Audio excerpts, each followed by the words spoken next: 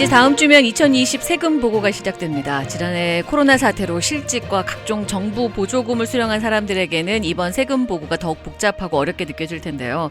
그래서 오늘은 이번 세금 보고 어떻게 하면 좋을지 회계사님 직접 연결해서 알아보겠습니다. 신석호 회계사 연결돼 있습니다. 안녕하세요. 안녕하세요. 요즘 한창 바쁘시겠어요? 네, 저희들은 이제 텍스 시즌이라고 해서 예. 1월부터 4월 15일까지는 모든 회계사님들이 제일 바쁠 때이죠. 그렇죠.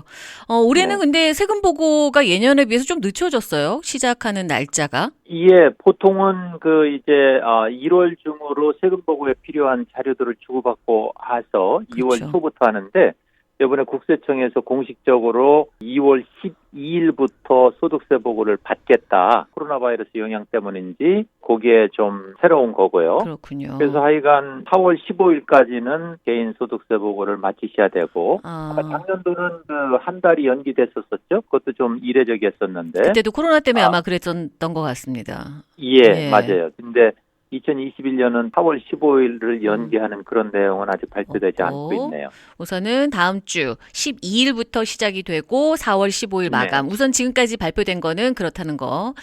그다음에 올해는 이제 아무래도 이 코로나 때문에 세금 환급도 좀 지연될 거다 이런 얘기도 있던데 정말 그럴까요? 2월 12일부터 자료를 받겠다고 하는 거 보니까 아무래도 저희들이 또 실무적으로 국세청하고 세무서를 일하다 보면은 좀 모든 일들이 지연되는 거를 느끼고 있어요. 아마 그렇군요. 거기도 자택근무를 하고 뭐 그래서 그런지 막 그런 맥락으로 조금 늦을 수도 있겠는데, 근데 요새는 또 예전에는 매뉴얼리 보고를 했는데 요새는 이제 일렉트로니컬리 온라인으로 보고를 하잖아요.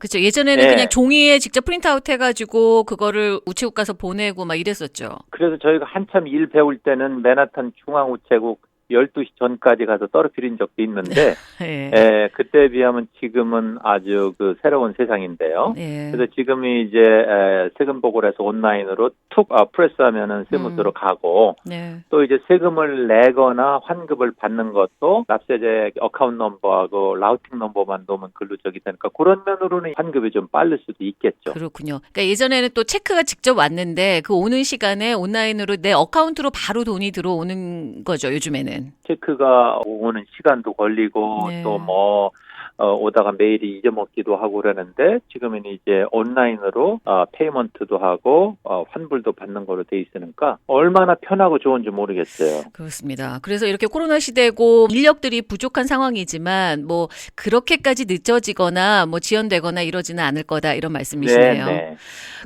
작년에 우리가 경기부양 현금을 받아봐서도 알지만 이게 세금 보고를 이렇게 온라인으로 하고 내 은행 어카운트로 직접 세금 환급금 받는 게 훨씬 더 유리하더라고요. 그래야 그 부양 현금도 바로 어카운트로 들어올 수도 있고. 네, 그렇죠. 1차 스timulus 패키지에서 1,500불을 받았고 2차 때 이제 600불을 받았는데 12월에 있잖아요. 네, 12월에 저희 딸 같은 경우도 이제 물론 제가 소득세 보고를 해줬는데 600불짜리 체크가 메일로 오더라고요. 그래서 저도 조금 그게 궁금해요. 왜냐하면 소득세 보고는 거기에 은행에서 환불을 받는 걸로 돼 있기 때문에 딸의 은행 정보가 IRS에서 갖고 있는데 그래서 600불짜리 체크를 메일로 오는 것보다 직접 은행으로 입금을 시켜줬으면 좋았을 텐데 하여간 그런 경우는 또 메일로 와서 제가 좀 의아하게 생각을 했어요. 그렇군요. 그게 아마 왜 그 IRS 그 웹사이트에 들어가서 페이먼트를 등록을 해야 자기 어카운트로 바로 들어오는 거 아닐까요? 아무리 세금 환급을 자기 어카운트로 받고 있다 하더라도. 그럴 수도 있겠네요. 우리 앵커님 말씀 듣고 보니까 그때 이제 1,200불 받지 못하신 분들이 IRS 웹사이트에 가서 마이 페이먼트인가 글로 들어가서 인포메이션을 입력하고 그렇게 했는데. 알겠습니다. 지난 12월에 연기부양 현금 $600 얘기하셨는데 그때 물론 이제 지금 많은 분들이 받으셨지만 우리가 한번 1차를 해봐서 2차 때는 그래도 신속하게 많이 지급이 됐던 것 같아요. 그래도 아직 받지 못하신 분들 중에 이번 세금 보고할 때 관련해서 뭔가 같이 보고를 하면 그 세금 환급금으로 $600를 받을 수 있다 이런 얘기가 있더라고요. 어떻게 해야 된다는 말씀이실까요? 그렇죠. 1차 때 1,200불, 2차 때 600불을 못 받으신 분들은 그거가 2020년도에 크레딧을 미리 받으신 거기 때문에 만에 하나 어떤 이유 때문에 못 받으신 분들은 소득세 보고할 때 그 2,000불을 클레임하는 방식으로 받으실 수가 있어요.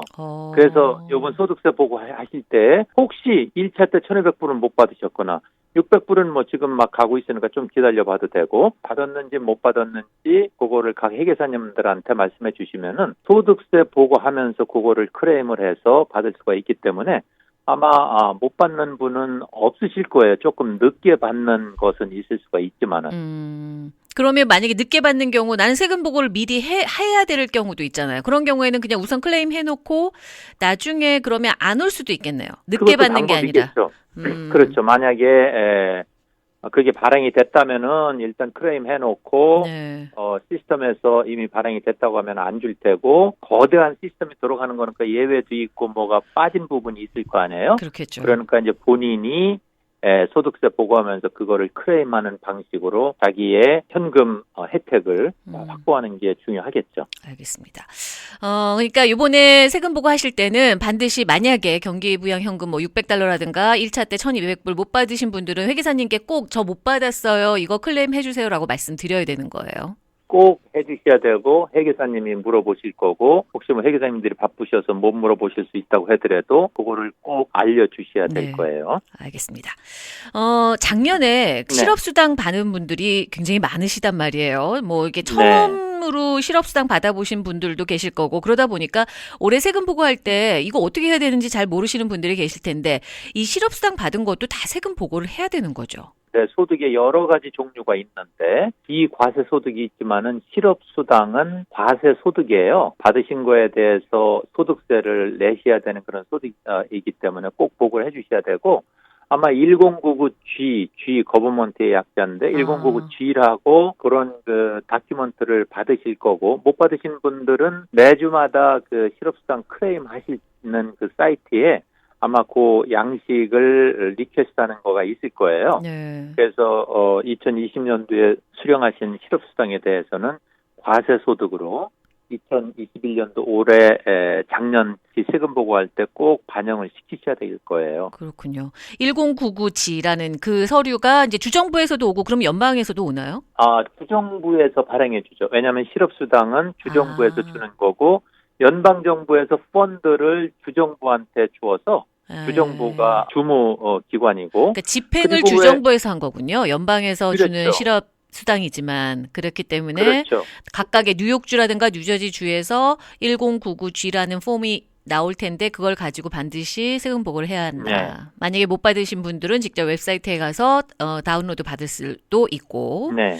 알겠습니다. 그 외에도 올해 세금 보고할 때 특별히 좀 유의해야 할 점이 있다면 뭐가 있을까요? 2020년도 세금 보고를 준비하면서 생각을 해보니까 대부분의 비즈니스들이 엄청 타격을 받았고 직업을 잃으신 분들이 있기 때문에 이런 그 상황에서도 뭐 또 어떤 비즈니스나 업종은 소득이 더 오르시는 분도 있겠지만은 대부분은 소득이 줄어들었기 때문에 이런 경우에 하나의 텍스 팁이라고 한다면은 혹시 트래디셔널 IRA 어카운트가 있으신 분들은 이럴 때 찾으셔서 그거를 로스 IRA로 전환하시는 거를 권장해 드려요. 즉 다시 얘기하면은 소득이 평년보다 월등히 줄어들었기 때문에 개인 은퇴 연금을 이런 기회에 찾으셔서 그거에 대해서 세금을 내시고 그러나 세금을 내시더라도 소득이 줄어들었기 때문에 아주 적은 세금을 내실 거예요. 그러면서 그거를 로스 IRA로 바꿔 놓으시면은 엄청 세금 혜택이 있다는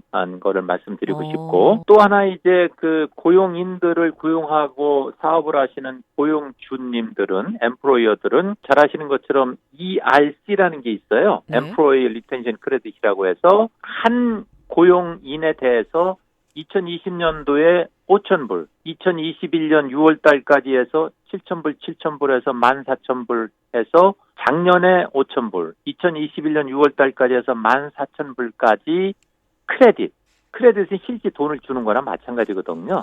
세금 낼 것을 안 내는 거기 때문에. 그래서 그것을 ERC라고 하는데 한 직원에 대해서 여러 가지 조건이 맞으면은 19,000불까지 정부의 크레딧을 받을 수 있기 때문에 요거를 회계사님들이랑 잘 상의를 하셔서 어차피 이 팬데믹으로 어려운 이런 상황에서 정부에서 이런 혜택을 줌으로 해서 이제 경제를 살리려고 하는 거니까 그렇군요. 그거에 좀 관심을 가져주시면 좋을 것 같고 네. 또 한 가지 새로운 거는 보통 이제 우리가 교회나 절이나 성당이나 비영리단체 기부금을 세금 공제를 받는데요. 네. 그걸 항목별 공제를 안 하시는 분들은 기부금만 가지고 세금 공제를 못 받았었는데 올해는 300불까지 항목별 공제를 안 하시더라도 세금 보고당 300불까지 세금 공제하는 게 있으니까 그것도 조금 관심을 가지시면 좋을 것 같네요. 그렇군요. 특히 이제 코로나 네. 때문에 여러 군데에서 또 기부하신 분들이 워낙 많으셔가지고 이런 부분 잘 알고 네. 계시면 좋을 것 같네요.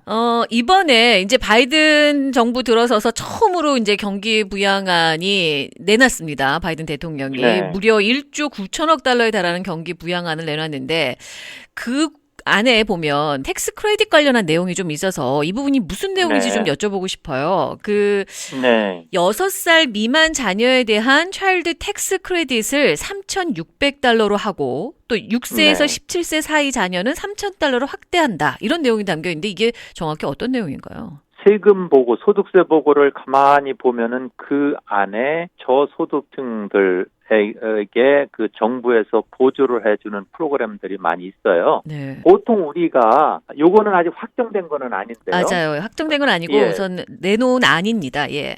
내놓은 아닌데 아마 지금 하원이나 상원이나 또 대통령도 민주당이기 때문에 양당이 합의하에 일을 처리하려고 하지만은 합의가 되지 않을 때는 아마 강력하게 처리할 것 같다는 느낌이 들어요. 차일드 텍스 크레딧이라는 건데 네. 이것은 이제 차일드 자녀가 있는 것만으로 크레딧을 주는 건데요.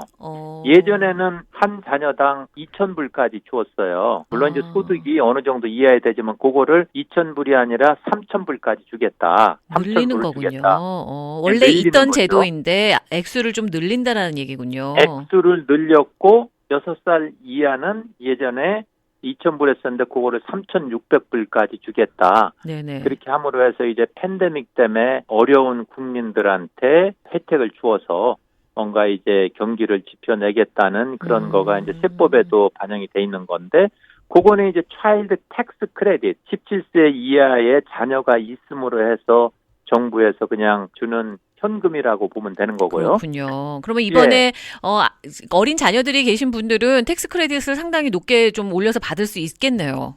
네, 어린 자녀가 있어서 부모 중에 한 분이 특히 부인들이 일을 못하는 경우가 많이 있잖아요. 그렇죠. 그런 분들한테 이렇게 정부에서 혜택을 주어서 뭔가 각 가정에게 재정적인 힘을 주겠다는 거고 또 이제 거기랑 연관돼서 차일드 케어 크레딧이라는 게 있어요. 차일드 케어 크레딧이요? 예. 네. 차일드 텍스 크레딧은 자녀가 있다는 존재만으로 주는 크레딧이고 차일드 케어 크레딧은 부부가 일하는 경우에 이 자녀를 어디엔가 맡겨야 되잖아요. 그렇죠. 맡겨서 들어가는 비용을 차일드 케어 경비라고 하잖아요. 네. 그 경비에 대해서 크레딧을 주는 건데 예전에는 600불까지 주었는데 자녀 한 명당. 그거가 한 명당. 네. 그거가 이제 600불에서 1,000불로 올라갔어요. 그러니까 그것도 없던 크레딧이 생긴 거는 아니고 있던 크레딧인데 이제 그 금액을 올려준 거죠. 그렇군요. 올해는 세금 보고 열심히 하셔야겠는데요. 이렇게 돌려받을 크레딧이 굉장히 많아서. 아직 확정된 건 아닌데. 물론 이제 그렇죠. 그렇긴 한데. 또 이제 크레딧에 관계돼서 마지막으로 언드 인컴 텍스 크레딧인데. 네. 요거는 이제 뭐라고 그럴까? 언더 인컴 텍스 크레딧이니까 근로소득 크레딧인데요. 예전부터 있어 왔는데 네. 소득이 많지 않고 자녀가 있는 경우에 크레딧이 굉장히 많았었어요. 그렇죠. 그런데 이제 요번에 새로 개정된 것 중에 하나가 자녀가 없는 경우라고 하더라도 싱글인 경우에도 예전에는 538불까지 크레딧을 줬는데 그것을 1,500불로 올려놨어요. 엄청 올랐어요. 3배나 올랐는데. 예. 네. 그래서 하여간 이런저런 모양으로 세금 보고를 할 때 크레딧을 주어서 지금 팬데믹으로 자기의 건강과 또 뭐 여러 가지 직장과 사업 때문에 힘든 국민들에게 뭔가 이게 경기를 부양하려고 하는 그런 의지가 이번에 바이든 경제 정책에 들어와 있는데 아직 뭐 확정된 건 아니고 아마 2월 중으로 결정되지 않을까. 네.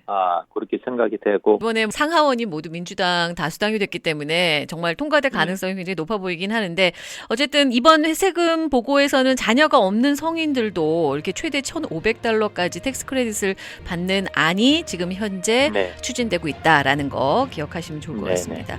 네, 오늘은 2020년 세금 보고를 앞두고 올해 세금 보고에 달라진 부분 그리고 주의해야 할 부분에 대해서 알아봤습니다.